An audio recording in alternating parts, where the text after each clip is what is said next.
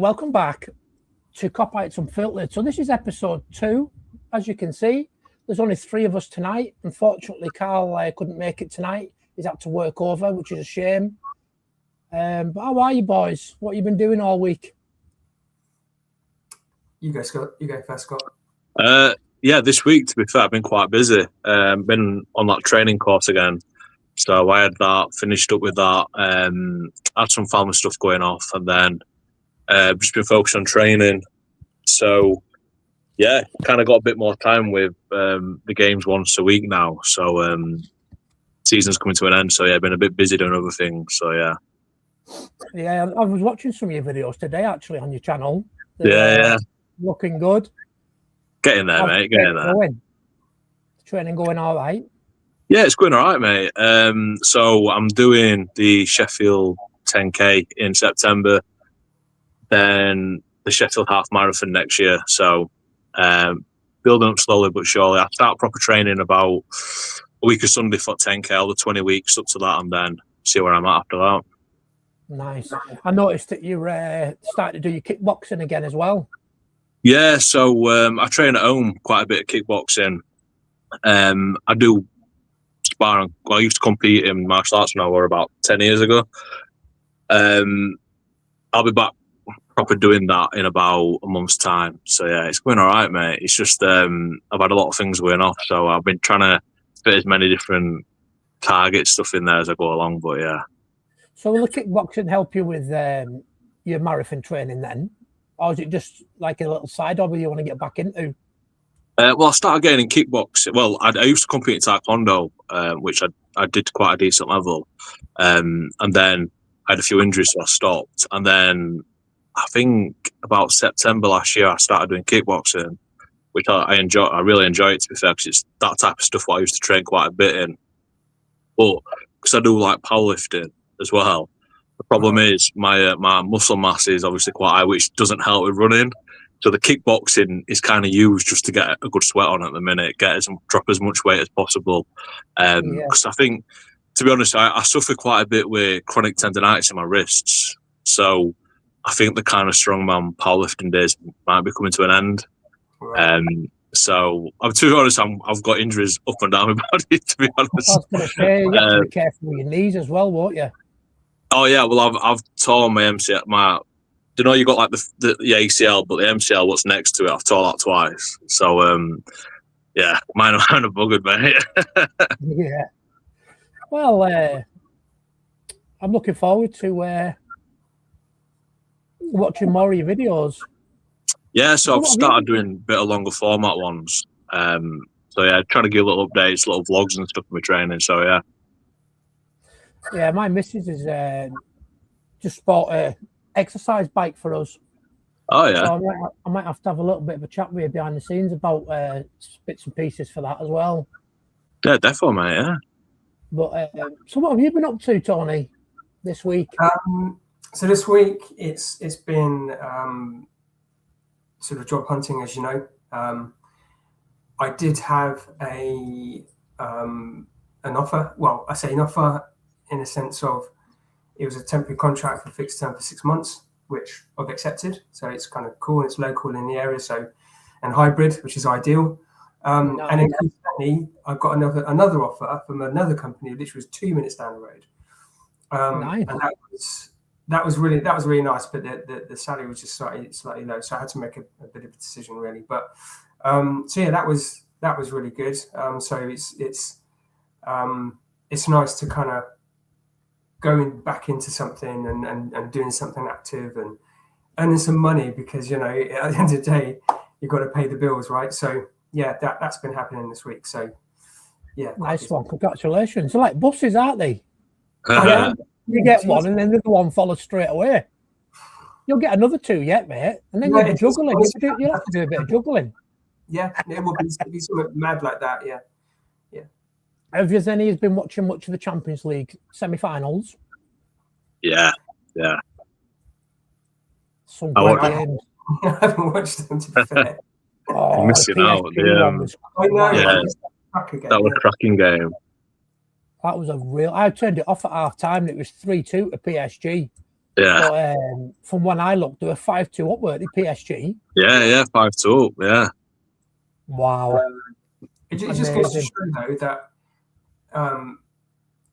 what Enrique's doing, when we played them in last year and they knocked us out, that they've just gone literally, strength to strength, haven't they? And I wouldn't be surprised if they retain it because they are that good. Don't get me wrong, Bayern Munich are a decent team and there's good players in there, but just the fact that I think PSG just seems to be just on that. I don't know, it reminds me a bit of us under Klopp, if I'm being honest with you, the way that they just go through teams and play the game, I'm not surprised if they retain it. It's looking like we could have an all-English Europa League final as well. Yeah, we could. Which would be good. I can't remember the last time it was an all-Europa League final. I know the England one was it Tottenham and Liverpool in 19? It's semi-final. Champions League one, wasn't it? Was it semi-final for Aston Villa and Nottingham Forest? Did it finish 1-0 Forest? Yeah, then Palace are in Conference League, aren't they? Separate ones. Yeah. Palace are in Conference League. Yeah.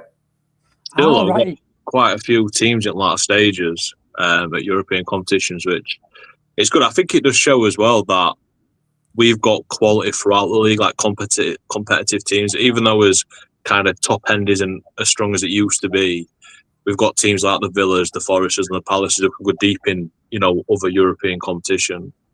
Yeah, and we've got Bournemouth as well. They did all right last year as well, didn't they? So it just goes to show that by far the English league is by far the best. You've got your PSGs, your Bayern Munichs, and all that. But really, if you take them out of their leagues have collapsed, won't they? Really? Well, this is it. They've both already won their leagues, aren't they? I think. Yeah. So, and they get a lot of favours moving games. They can rest and rotate a lot more than we can. Just because how competitive it is throughout the league, so it makes it a lot. I think I saw a stat like Dembele at PSG has only played 9 league games this season. It's crazy. It's mental. He'll be on 300, 400 grand a week as well. Yeah. It's absolute madness.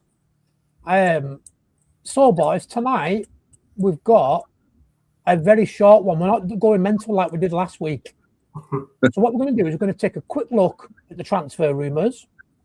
Then we're going to have a quick look at the injury for both teams for Sunday. And then we're going to go over a few stats, and I'm going to talk about the 8 previous fixtures. And then we'll do our predictions, and that'll be it. So it'll only be probably about an hour tonight. So we'll start off with transfers then. So the first one I've got on our list, which I think we talked about briefly last week, is Adam Wharton. I believe we are actually in talks with Adam Wharton now. Do you think he'd make a difference to our midfield, Tony? Yeah, I think he would. I saw him play against us when we beat Crystal Palace, and everything kind of went through him. He's a strong kid. I think he holds the ball really well. I think he's got that sort of solid kind of presence in the midfield. It makes a big difference, which we lack. It's like that the old sort of Steve McMahon type of player that just doesn't take no crap. He's hard to push off the ball.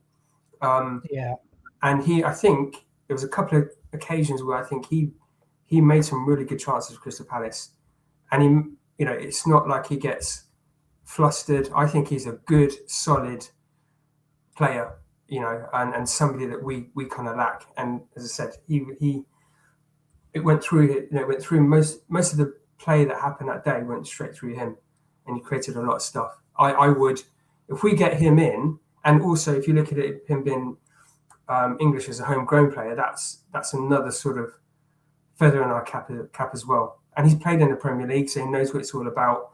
And can we utilise him? So yeah, if we got him in, I'm definitely all in for that, 100%. Yeah, definitely. I've got a two-part question for you, Scott. So I don't know if you've seen this. I caught a bit of it about FIFA. I mean, talks about under 21 players, at least one has to start or something. Did you see that? And yeah, secondly, go on, mate.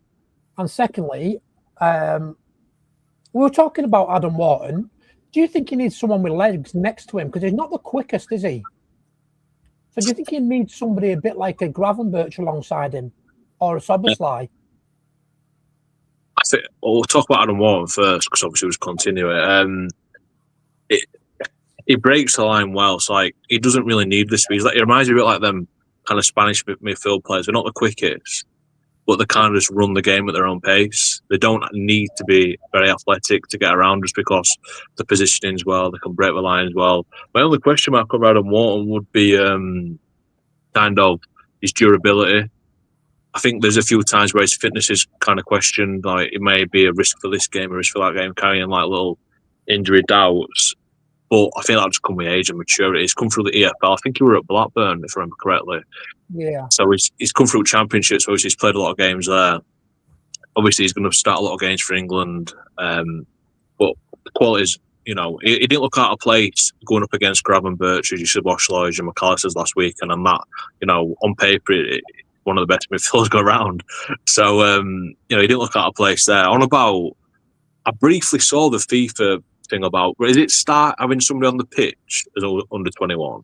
That's what I briefly saw. I didn't catch it all. I don't know if you did, Tony, but I didn't catch a lot of it. I think that is. I think one homegrown player's got to play. Is that, yeah? What do you think of that, though? How do you think that's going to work? My only issue would be is trying to think from a player's point of view. We're going to just end up kind of trying to get as many in as possible, and instead of offloading them when we should sell them on to help their career, we're going to just restrict them and keep them and kind of rotate them, if you know what I mean. So I don't, realistically, it's going to probably hinder some players, their development, because, for example, say if Curtis Jones wants to leave for first team football and we've got to have a homegrown player on the pitch, they're going to be like, well, no, we need somebody to stick around and swap with another player, and it could get messy, you know what I mean. Yeah, and you've also got the British player tax as well, haven't you? That's going to go up as well, I would imagine. What would happen though as well? Premium. I would say so, yeah, because when you think about it, it's already a premium now, isn't it? Just because they're English or British. But what would happen again? Yeah, I've got a question for you. Think about it. Say if we're playing and we've used pretty much all the subs, we've only got foreign players left on the bench, and we've got one homegrown player. But if they go down injured, what happens? I personally don't think it'll happen. And like you said, know what I mean? Surely they would have to. That means then they would have to have at least one homegrown talent on the bench. Yeah. Surely. But imagine if you brought them on and then they get injured. You kind of screwed. It would force Slot to play Rio a lot more, wouldn't it? Yeah. I'll take it. I think so. I can understand where they're coming from, because you've got to have 8 homegrown players in your Premier League team as well, haven't you? Your 24-man squad or whatever it is. So, I mean, to me, it makes sense. So the next player, talking about midfielders, this one's about a departure, and it's about Ryan Gravenberch. So I've seen today, again, these are just rumours. I don't want people to think that we're trying to make things up as we go along. These are just things that I've found. But they're looking at, is it, what's he called? Vitina at PSG. Yeah. Oh, yeah. If they can't get him, apparently they're looking at Gravenberch for their midfield. So does that mean they're possibly getting rid of Camavinga and stuff then? What, Real Madrid are looking at Gravenberch? Yeah. But they're also looking at McAllister as well. I think because Gravenberch just signed a new contract, hasn't he? So can't see him spending the money to get him, basically.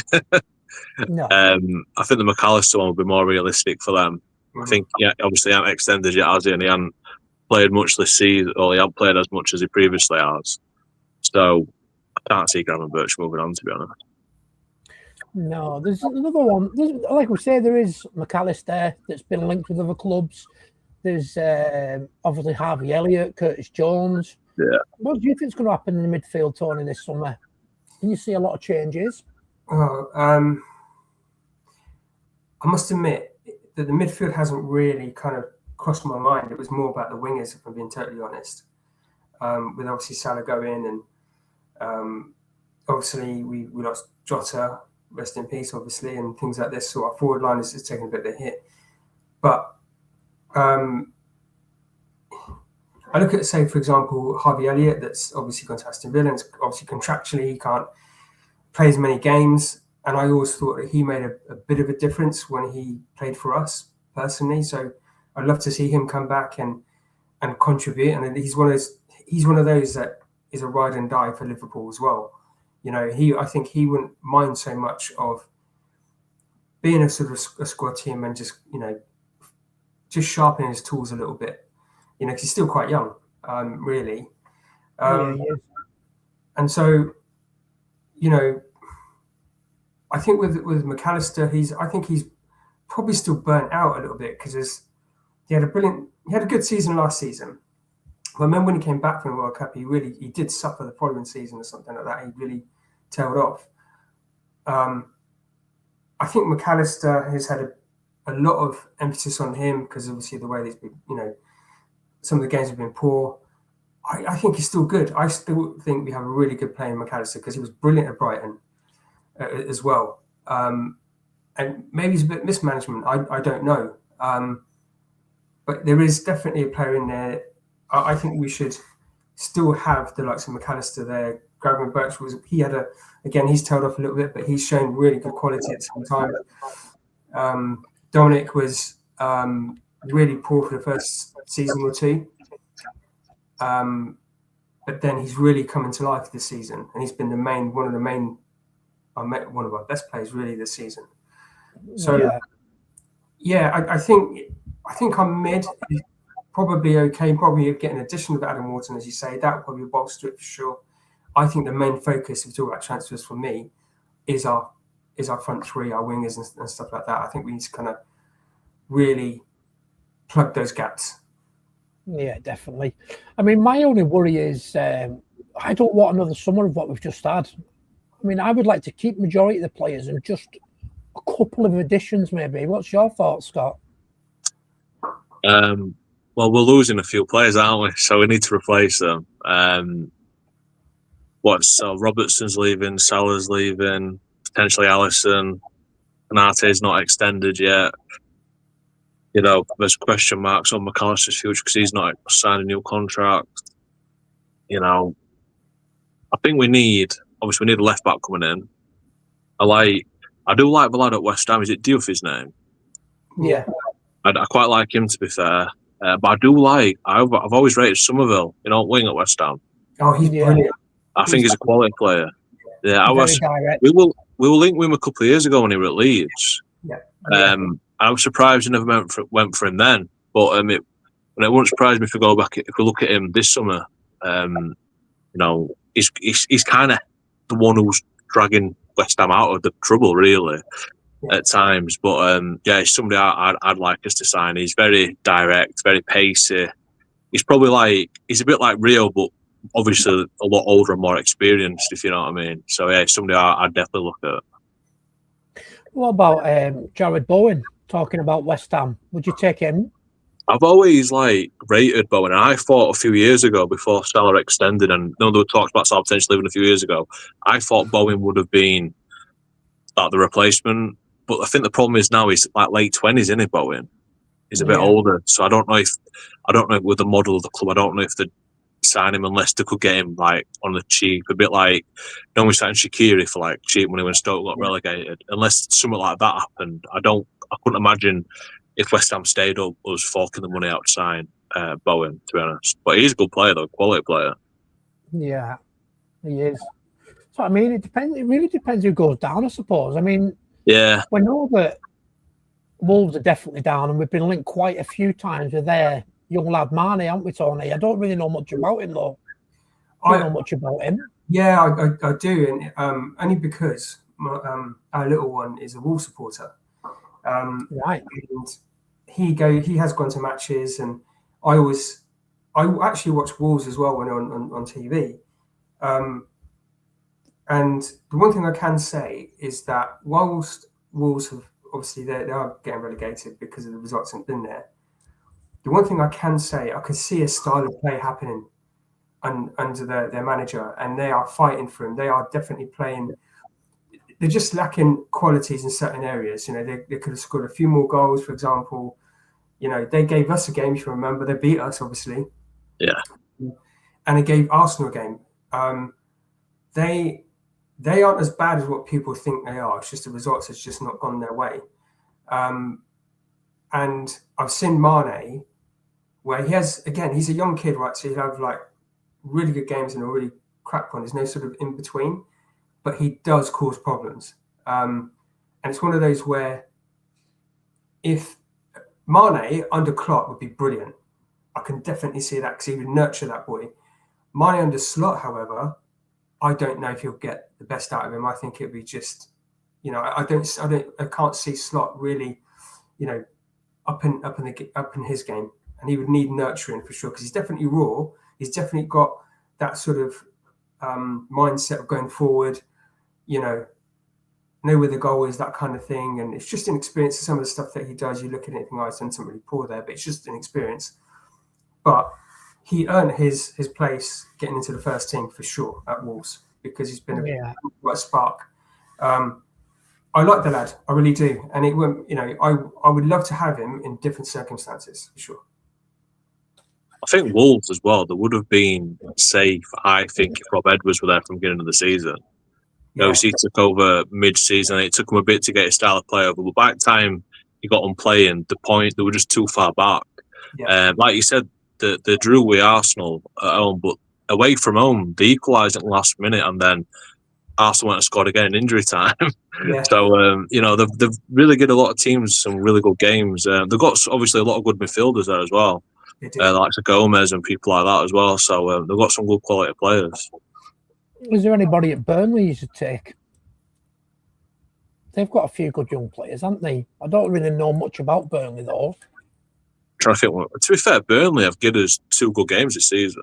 Yeah, that's what I mean. You know, we only just won away from home, last minute penalty, and then obviously we drew with them at Anfield. I'm trying to think. Do you know who I would if Alisson left and we promoted Mamardashvili to number 1? Is it Dubravka who's their keeper? Dubravka, yeah, I think it is. Dubravka, yeah. I wouldn't mind. I wouldn't mind bringing. He's from what I remember, he's played quite well for Burnley this season. If he would come in and play like a bit of a squad role, I mean, that's one player I could really think, to be honest with you. Yeah, the reason I've mentioned Burnley is obviously Scott Parker's gone now, hasn't he? Yeah. And there's rumours about Steven Gerrard. I know it's not technically player related, but it's still transfers in a way related to Liverpool. What do you think about that? Gerrard at Burnley? I think I was listening to TalkSport earlier on, and Alex Crookron was saying that Burnley may have got some financial issues. So I don't know if we would have a competitive squad, next season to come back up. So that would be maybe a bit of a risk. But if you get some playing well, they're a team what have proven they can kind of dominate in Championship, aren't they? So, plus I think geographically it'd work pretty decent for Gerrard, I presume. So, but it's not a million miles away from Liverpool. No, I know that's a little bit off topic, but I thought I'd mention that we were talking about relegation teams. What do you think about that, Tony, yourself? Do you think Gerrard would do well at Burnley? Yeah, I think he would. I think people are quick to kind of misjudge Gerrard as a manager because whilst he did have it didn't work out from Aston Villa, and Aston Villa were going through a state of flux anyway. What he did at Rangers is literally underrated. Because if you think about Rangers, and I think we kind of touched on it in the last show, but he literally broke that stranglehold, what Celtic were doing for like 10 years. I think, in fact, it stopped from doing it 10 years on straight. I think he was in the ninth year or something. And he came in, smashed it to pieces and went undefeated. And so what that tells me, give Gerrard the right tools, the right environment, and the backing, you've got a decent manager, because he was. If you got a player like when he was playing like Gerrard that can literally pick up a whole team when we were rubbish back then, and manage the whole team throughout, through games, what's he going to be like managing Liverpool, in my view? Yeah. So, and again, if he went into Burnley, he'd do exactly the same thing, because to me, Gerrard kind of epitomises a little bit that like Shankly just doesn't take no crap. He'll make you want to run through a brick wall for him, as Shankly would say, and get them G'd up. And he did that in Saudi as well. I think they didn't really take it too seriously with him, but I remember actually seeing something where they won like their third game or something, and they were just going, the players were just going like mad and celebrating, and he went, whoa, this is like the third game, what are we doing here? There's a lot of games to play, just relax yourself, this is not time to celebrate. You can tell he would do that. Yeah. I think as well, people are just quick to write off young managers nowadays. You saw it with Lampard after his second spell at Chelsea, then when he were at Everton. Now he took Coventry back up to Premier League, which nobody really gave him a chance beginning of the season. Gerrard did a fantastic job at Rangers, and after he left Rangers, the team what got to the Europa League final under Van Bronckhorst, our assistant, it was basically Gerrard's team what he'd made. Yeah. So you could see the work, the body of work he'd done at Rangers. It just didn't work out for him at Villa, but it was a risk anyway to go to Villa. The big ambitious club. Yeah, and it took a really experienced managers to turn Villa around. Emery's been around block, for a while now, won multiple major honours as a manager. So it's took someone of his stature to change that club. Like I said, young managers get wrote off quick. Lampard did, Rooney has. These guys have been in the industry for over 20, 30 years. So you can't just, after one poor job or one unsuccessful job, is to say, no, they're not a good manager. It don't work like that. No, I definitely agree with that. So we'll quickly finish up with these links that I found, and then we'll talk a little bit about the backroom team at Liverpool. So another name I've got for you is Barcola at PSG. Fantastic winger, in my opinion. I'd take him. Mm-hmm. You've got Nico Williams, fantastic player. And then we've got a young lad who plays for Porto. I'm going to butcher his name, but I'm going to give it a go. He's called Oskar Pietrzyński. He's a Polish winger for Porto. And Nico Williams for me won't happen. Barcola for me won't happen. This kid at Porto, though, could happen. Does any of you know much about him? I don't think I've seen him, mate, to be honest with you. No, I've heard of bits of like he's had good games, and all of a sudden he gets to silly season and everybody's linked with him because he had really good games. Don't know much about him. Barcola, obviously, we've seen how good that guy is. If we get somebody like him, we're doing something pretty good. I don't know what we're gonna. I don't know what we're gonna do. I think as I'm talking about the owners, for example, what we're going to do, which direction we're going to go through now. Because again, talking about transfers, it looks like Richard Hughes might be going, and that might sort of change things. But I think that the fact that we don't know the state of play or what's happening to Slot, it's very hard to kind of pin down whether we're going to do anything in the summer transfer window. Do they stick with Slot and then all of a sudden they, bring an influx of players that he requires, or does he go and then the new manager coming in, he'd have his idea of what players that he wants, and it's really like that.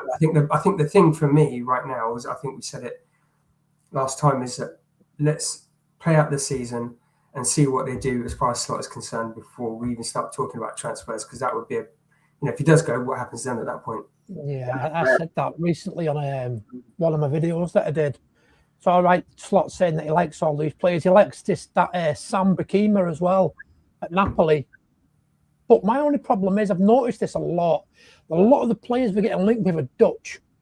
Now, don't get me wrong, I love Dutch players.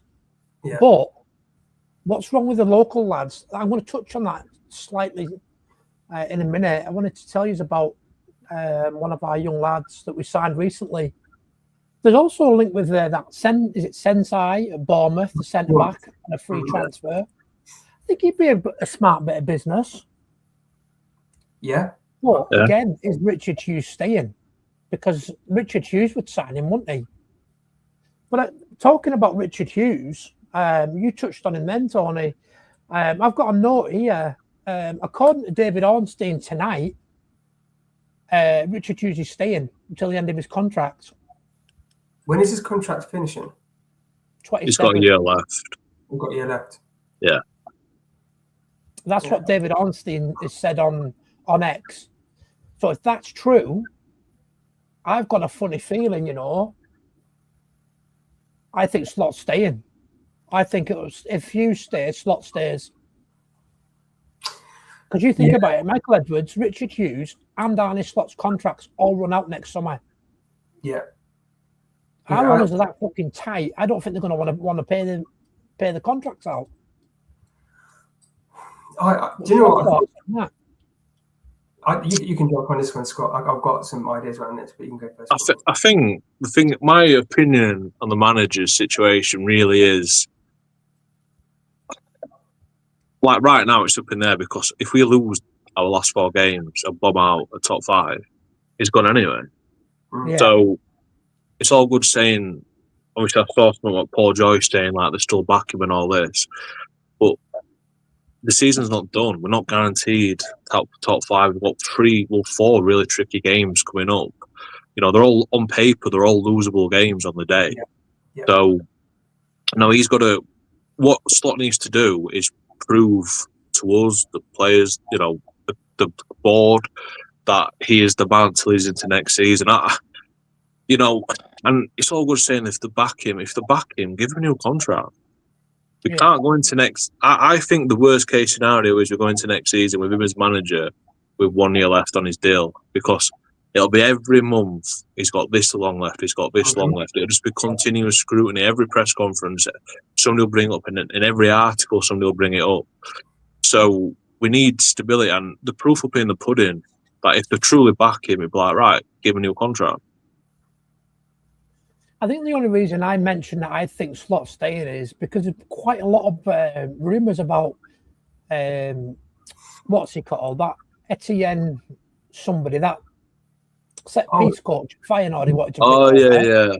There's rumours about that. And then there's rumours about Van Bronckhorst going back to Feyenoord as sporting director. And then there's rumours about Johnny Heitinga coming back to replace Bronkhorst. Why are all these rumours coming around? I don't get it if he is not staying. To be honest, I personally think there's too much emphasis on backroom staff nowadays. Yeah, everybody were convinced Heitinga was the man behind it, and Van Bronckhorst is a poor coach. They said when Buvac who left Klopp after we first lost against the first Champions League, he was the mastermind behind it all. But after he left, we won every trophy possible. So personally, if these guys were like as good or as bad or as important as were made out to be, there'd be a number 1 somewhere. Heitinga went to Ajax, struggled. Linders went to Salzburg, struggled. But the reason why the number 2 guys or the number 3 guys on coaching staff at the end of the day. So, it's important as in a sense where if that guy comes in, you could probably say, right, Slot will probably start next season. But when it comes to actually leading the team and looking for performances, it falls at the manager's door, really. Yeah, I would agree with that. So I've just got one of the lads that we signed in the summer, Mortala Ndiaye. I was just looking on X about his stats against Crystal Palace, which I found really impressive, which is another reason why I mentioned about giving kids a chance. So this lad's only 18. Let's look at these stats. So 7 out of 10 defensive duels won. 9 out of 11 aerial duels won. 3 out of 3 loose balls won. 23 recoveries, 7 interceptions, 87 out of 94 passes completed, and 10 out of 12 passes into the final third. And this is an 18-year-old kid, centre-back. I'd like to see this lad get a chance next season. He looks like a real talent. And he's a big lad as well. I think he's like 6'2", 6'3". Well, you know, could he be get more of a chance next season maybe? Or are you worried about Leone, Jacket, and then Ndiaye as well? Scott? We signed quite a few youngsters, haven't we, defensively? There are a couple more academy lads we signed. Depends whereabouts in the kind of progression they are. You'd argue that I would assume that the likes of Leone and Jackie will be higher up the pecking order than Ndiaye. Is that his name, Ndiaye, isn't it? Yeah, more talent than Ndiaye or Ndiaye. My issue is with the centre backs at the minute. We've signed a lot of like 18, 19, 20-year-olds around that age, but then we've got a big gap to, like, we've got like Canate, who's like mid-20s, and Gomez probably a little bit older than Van Dijk was like 34, 35. The rest of them are like 18, 19, 20. You'd think we need somebody else in who's a bit more experienced. Yeah, I'd argue. I agree, because that's why I mentioned about Sensei. Yeah. I think he's a brilliant centre-back. Yeah, he's about 28, isn't it? So 28, he would come with bags of experience, so yeah. What do you think of him, Tony? Would you take him on a free transfer? Yeah, I would. I would take him because Iriola's obviously coached him really well. You know, you see how they play. He's a free transfer. You can't shake your head to that at all. You know, and Bournemouth have been playing some brilliant football. It's a no-brainer for me. I'd have him 100%. But again, these youngsters coming through, I don't see the faith Slot puts into them. You know, the way you kind of, you've got to manage Rio. Don't get me wrong. You can't keep playing every single game. But there were times where we could really do with him to kind of just change the dynamic of a game, for instance. You know, because he's just a direct player and he never doesn't do it. And I know I'm screaming at TV, say get Rio on, and everybody else in the whole fan base is saying the same thing. You know, we're not asking him to do 100 minutes, but certainly when it's like 15, 20 minutes left to go, put him on. You know, I'd like to see him start against Man United, because I think they wouldn't know how to handle him personally. So yes, I would definitely take Zanasai from Bournemouth, and I would love to see some of the this guy you're talking about get a chance to play, because it's a twofold thing. They put themselves in the shop window a little bit.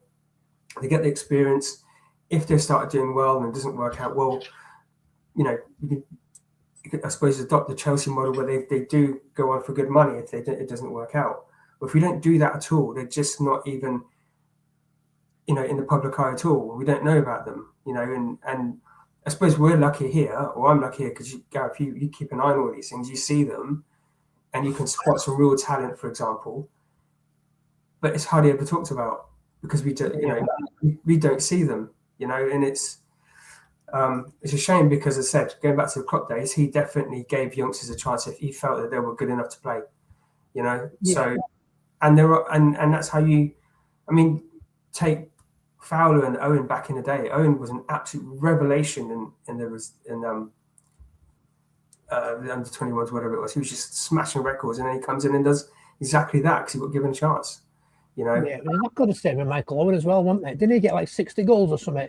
One season. It was, because it was just, I remember I was quite young at the time, and then somebody said to me, "You need to listen out from Michael Owen. He's just killing it in the reserves at the minute." I was like, "What? Who's that?" It's a good mate of mine that told me. And then he burst on the scene, and all of a sudden this guy, well, we call it the Michael Owen final against Arsenal, right? That was just purely him, purely instinctive. And then England against Argentina. That's, you know, mad.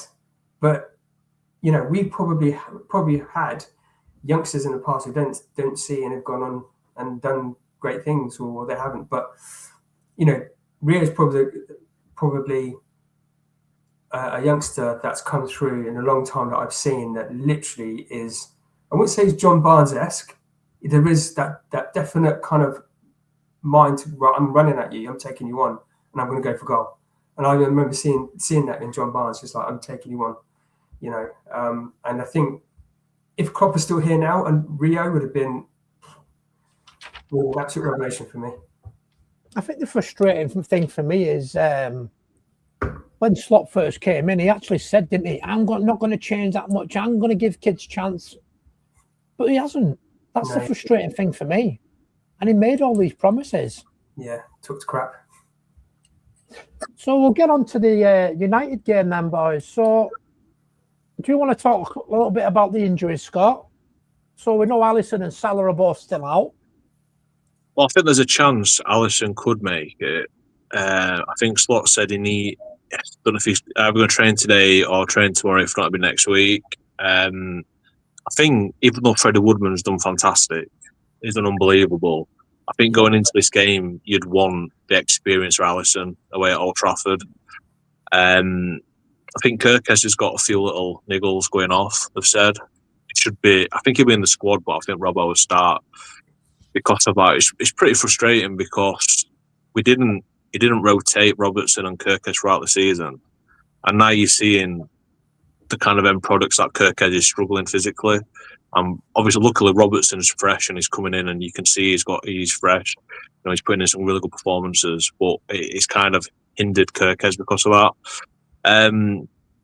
Obviously, I said that Salah's not going to make this game, but he should in the hopefully near future be back in the team as well. Do you think Salah's a bit of kidology though? Do you think he could start?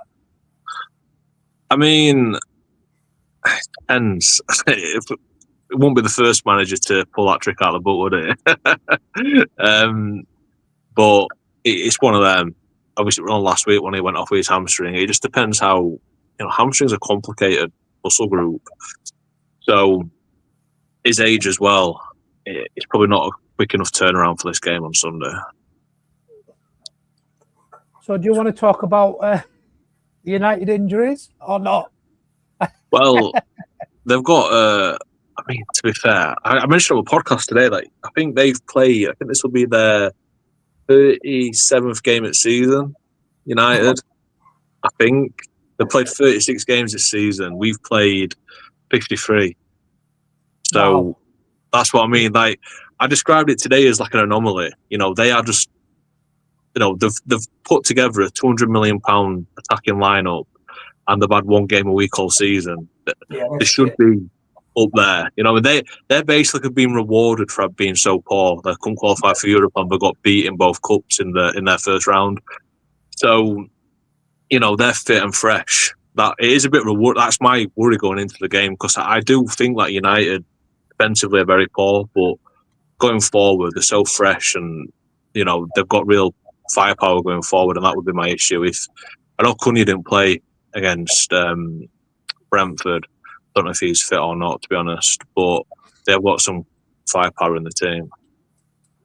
Yeah, I mean, the three players that I noticed today were Shaw, De Ligt and Cunha. Apparently none of them three are playing, but again, is it kidology? That's the thing with these managers now, isn't it? Yeah, I mean, I know Shaw played on Monday night, so I don't know if he's picked someone up, but I mean, Shaw struggles to play more than 2 games a week, doesn't he? So he had a very nasty, like a double leg break, didn't he, years ago, Luke Shaw. Never really was the same player since. But yeah. So that's it then. That's the injury update. Right, so I'm just looking at all these stats that I've looked at today, and there's just loads. I wish I could take a picture and send you some on WhatsApp so you could help me out. There's absolutely loads. Right, here we go. Get comfy. You got your bruise? Right, so as we know, it kicks off at 3:30 on Sunday. It was 3-0 last season at Old Trafford to us. Arne Slot is the only Liverpool manager to win both his first 2 away games against Manchester United. We've won 3 of the last 5 visits to Old Trafford in the league. Been beaten 1 in the last 7 games at Old Trafford, and that was in August 2022.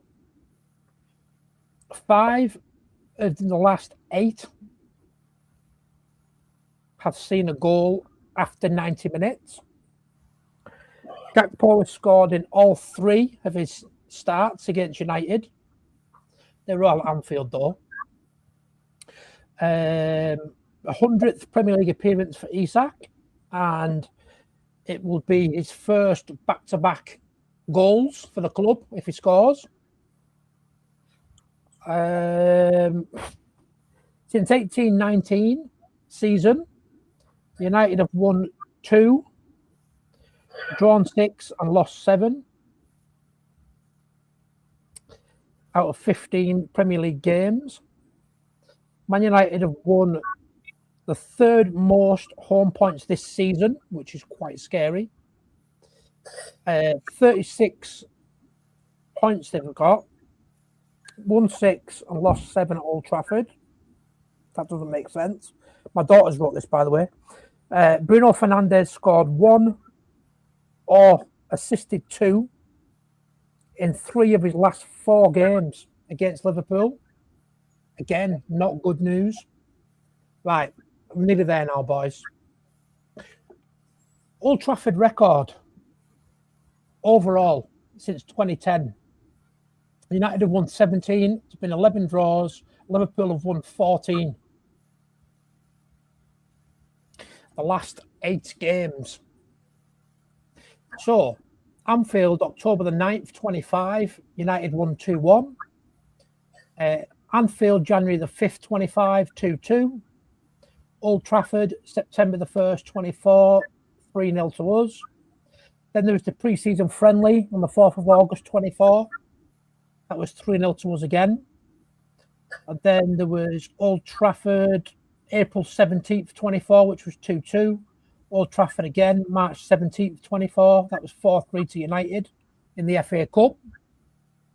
And then Anfield, December 17th, 2023, 0-0.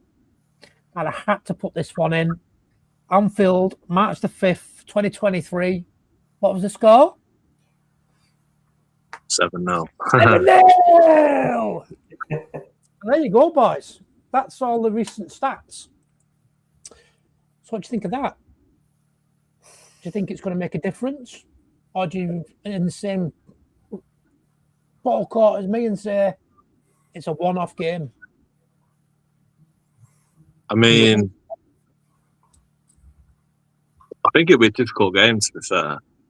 Kind of what I alluded to at how lack of games they've had this season, that they are going to be fresh.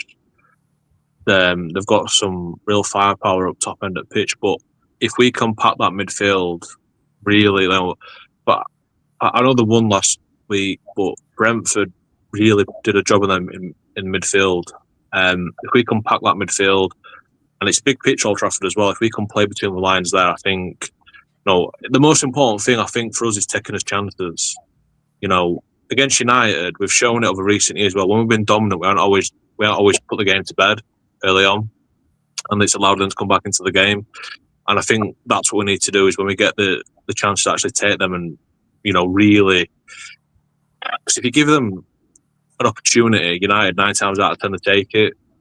I saw when I watched the game Monday, Brentford had 3 or 4 clear-cut chances to take the lead, and United had 2 moments in the first half, beginning of the game, beginning of the half and end of the first half. They were 2-0 up.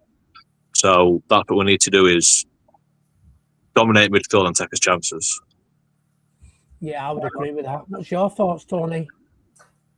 I flip backwards and forwards with this. I think if you asked probably the majority of the fans, who would win, you'd probably pick Man United, because of they have been consistent in comparison to us. Then I started thinking, well, it's a one-off game because it's always Liverpool, Manchester United. It's always that sort of big occasion and whatnot. And Scott mentioned this in the last, even though they've got results, they haven't been great either. They're both about as bad as we are in a certain kind of way. my problem is that we get run through the midfield too easy because the gaps are just too big. But in saying that, I think if the players engage with it, which is why I'm kind of glad Robbo's playing this game actually rather than Kirkus, because I think Robbo understands what it means to play these types of games. For instance, he will run his socks off the entire game. So I'm glad he's starting, and it's a shame that Salah can't make it because he listen. They call it Mo Trafford for a reason because he just runs right. And this is what I'm thinking about. It'd be good if Rio started this game because, again, I think they wouldn't know how to handle it because you said the defense is pretty poor. Overall, Man United, if I look at it from a bias perspective, they're crap. I mean, they're playing, like you said, they're like 36 games they played. And so, you mentioned about being fresh. I think when teams have got too much time in their hands and they come to the game, they fall apart. When you're playing constantly like we have been, and I know we've gone out of the Champions League and whatnot, we're still, I think we're just a little bit fitter, a little bit sort of, the mental sharpness is still there. These guys have been on holiday since August. They haven't really competed for anything. They've just had to concentrate on the league. And from second downwards in the league, everybody's been rubbish or not as good as. Chelsea's fallen off a cliff. We've fallen off a cliff. And United are just the best of the bad bunch. If from where I'm sitting, so I won't be. I've got two trains of thought here that either if we do the typical Slot nonsense, we are going to get beat. However, if we turn it on like we did against Atletico Madrid or whatever, when we smash them, if we engage with them, we can smash them easily. We really can. We can really turn them over and make it look embarrassing. And they won't know what's hit them because I feel that they think that they could beat us quite convincingly. Like 2-1, 3-1, whatever the case is. I think that's what they're thinking, which is great because when they start thinking like that, the last time they thought about this, and I mentioned this in my review, was that when we smashed them 7-0, they thought they would come to us and absolutely give us a hiding, and it was a complete reverse. And they look like prats at the end of that game.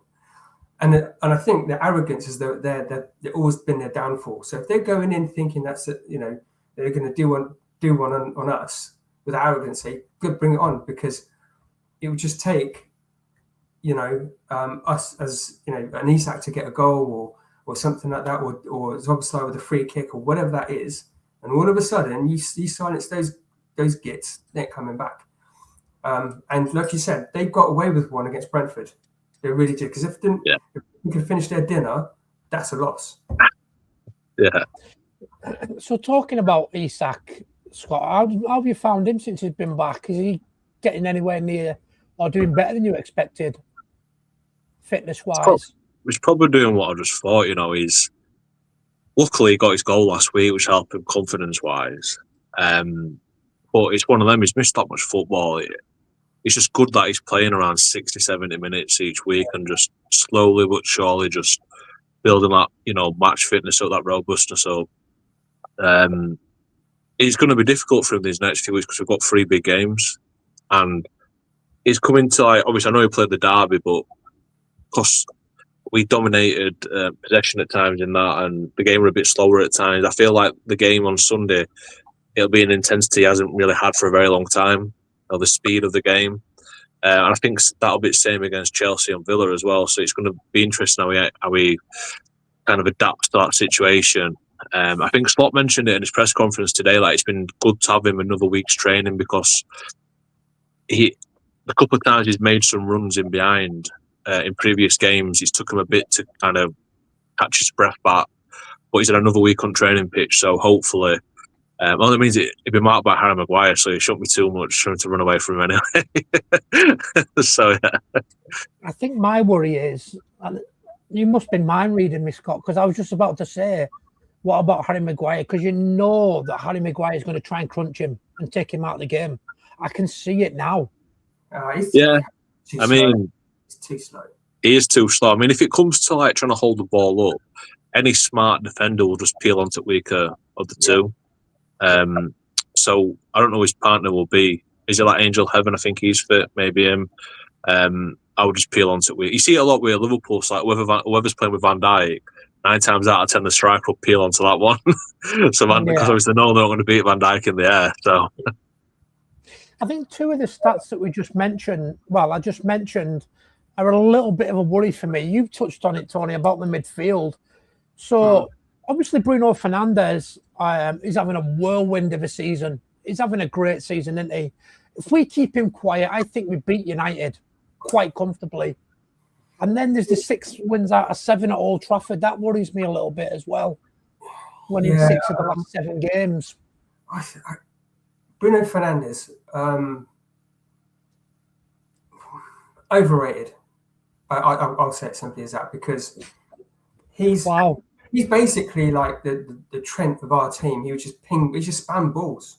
It doesn't. I don't see anything out of. Well, that's a lie. Some of the passes that he does is clever. You know, if you had the right probably quality in front of him, that might be a different story. But all that guy is just a passion merchant and just pings balls for me.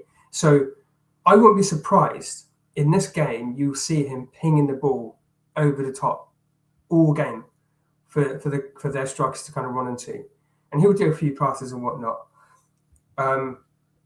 He again with Bruno Fernandes, he understands what it means. He wants to make a point. He would do in this game. You know, that's where he probably starts to come alive a bit. I mean, Jesus Christ! Like, there was that season when Robert had more assists than Bruno Fernandes. You know, and he was a left back. You know, he could be a problem. I think the thing for us is if we control our mid and keep that tight, keep it congested, and not allow United to walk through it like we've been doing for so many games now, we'll be okay. Because we've got to protect the back fours at the same time too. I don't see enough of that. I saw it at Crystal Palace. It made me furious. It was like 3 passes that started from the goalkeeper. He pushed it into defence. He then pushed it into midfield, and it was an attack on their side because nobody engaged. They just kind of allowed it to happen. You know, it changed in the second half. I think we pressed a bit harder and a bit faster, and it paid off. But we were doing that constantly. It's almost like start saying, "Don't engage, reserve your energy to get back and stuff." But we're not doing anything. And I saw Jones just walking back because he was playing right back in that game, just walking back. Just, nonchalant, I'm out of position, but who cares?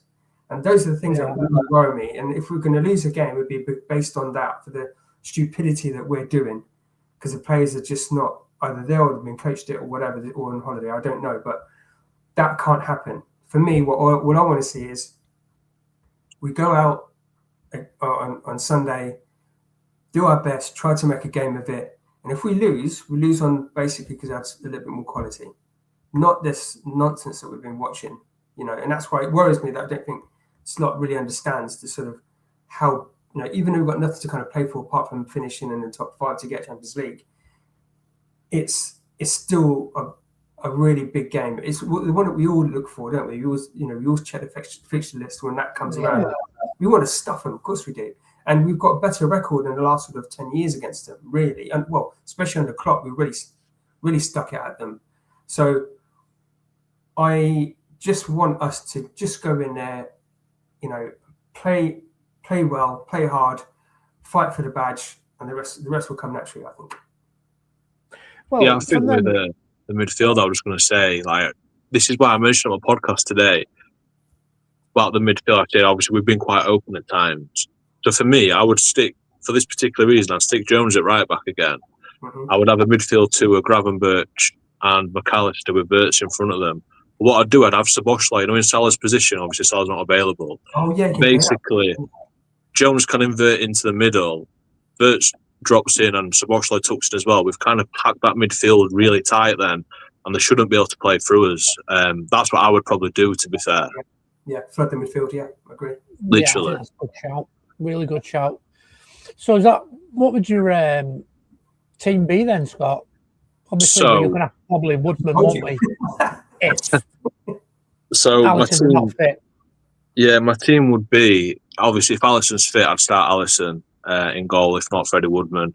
I'd go back four of Jones, Konate, Van Dijk, Robertson. Midfield, Gravenberch, McAllister, Szoboszlai on the right. Vert's just in front. Like I said, just to pack that midfield as much as we can. I would start Gakpo on left just for the simple reason we've got our.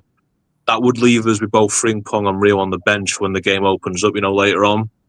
When we start having them gaps appearing, because usually the really tight and congested games until 60 minutes on, then I would look to bring Frimpong and Rio on, and then I'd just start Isak up top, and then hopefully at that midfield, be hard to beat, and then when the gaps appear, put the fresh legs on and take it to them.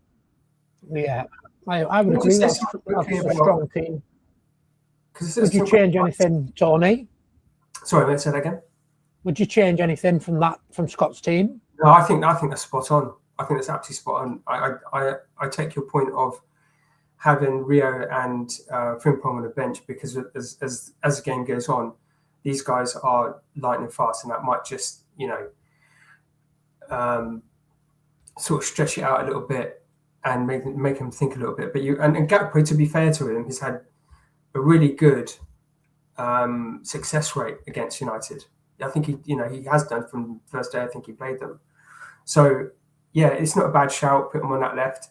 I think that what I am pleased about, even though it takes a little while, is when I've seen Isak in the last couple of games now, where he appears that he hasn't touched the ball for ages, and he hasn't.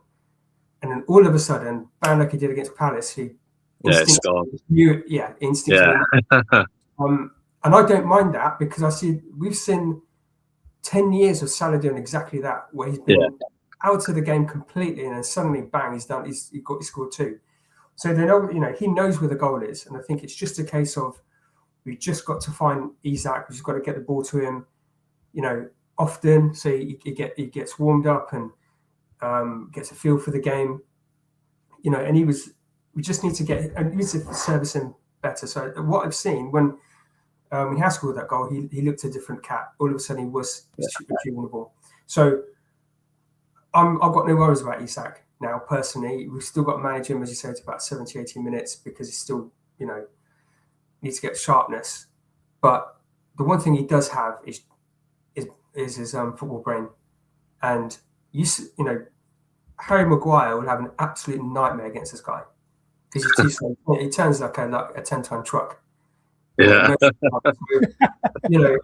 All it would be just Isak just peeling off him. And, we've just got to box clever with these lot, because I don't see, don't get me wrong, Carrott's come in and steadied shit for them, and they've done all right, but it's been a poor league in general for me.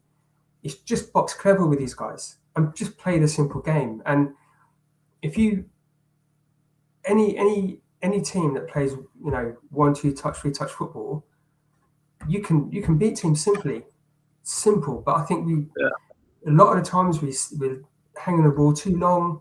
We're passing it back, which is like passing it to nowhere. It goes backwards and forwards, and nothing really happens. I know you've got to kind of stretch things a bit, but when you start moving the ball forward and quick and to feet, and you're making the right passes, it's really hard to manage that. And I'm noticing now with City in the last 5 games, that's exactly what they're doing. They're peaking at the right time now, and you can see, the way that they're moving that ball compared to what they're doing at the beginning of this season is night and day now. And I won't be surprised if they win the league, because they just look on it. They're just focused. And Arsenal still look like they're doing what they have done since day one. So I think they're going to get a bit of rude awakening. But I just said, for the last 4 games that we've got now left to play, just go all out, make it 4 cup finals, make it feel like it's a quarters, semi-final, and final. Go out and play your game. Just play for the badge at the very least. Forget what's going on with Slot if they've lost the dressing room and whatnot, but just go out and play. I think for me as well, I think United are going to miss Martinez as well, aren't they? And I'm glad he's not playing, because for a fact he would crunch Isak. He's an animal, that bloke, isn't he? He's a worrier for me. He worries me a lot. He is an animal.